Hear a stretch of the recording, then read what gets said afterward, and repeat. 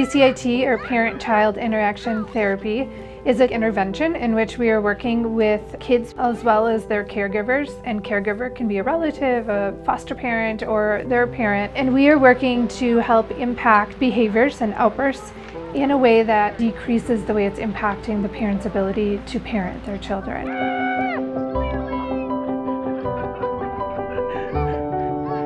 It's an evidence-based intervention designed to help children between the ages of 2 and 7 years old. One part is called child-directed interaction, and that part focuses on relationship building and enhancing the relationship. The second phase is called parent-directed interaction, and that's the part of the program where we focus on teaching the parents really specific discipline skills that helps the parents to handle some of those behavioral issues. He's totally back engaged in the play. That's all because of the skills that you were using. We also offer trauma-focused cognitive behavioral therapy, or TF-CBT. We work with kids between the ages of 11 and 19.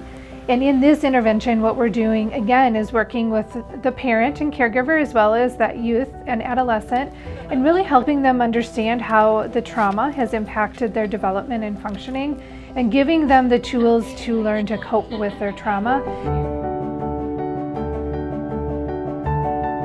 Trauma-focused cognitive behavioral therapy is unique in that it's not just talk therapy. It's not just sitting and discussing kind of the events of the week. Instead, it's narrowing down to how do these negative events in your life impact, and it's really going back to how we can overcome these negative life situations to turn them into a positive. I don't know, probably. ACEs refers to adverse childhood experiences. And adverse childhood experiences are significant, profound events that occur when children are young.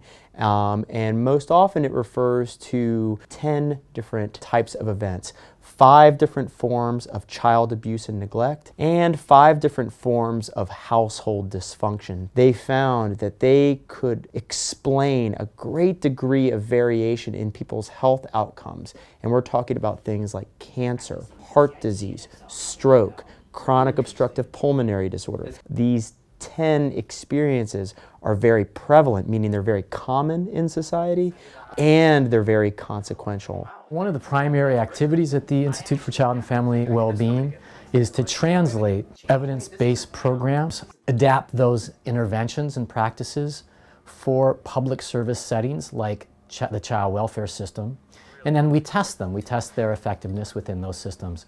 And then if we find them to be successful or effective, then we try to integrate those interventions within this public service settings. Brain development's like building a house. You need a strong foundation. So we want to make sure we support resilience and really address any weaknesses or cracks in the foundation as early as possible. So that's really the foundation for healthy development, not only from childhood but into adulthood, ensuring that the sequential process of brain architecture happens to help support healthy development. I've seen parents become empowered in learning a new set of skills. We have seen that the child behaviors have improved over time on average when receiving these types of services. One of the aspects that drew me to this field was that it works.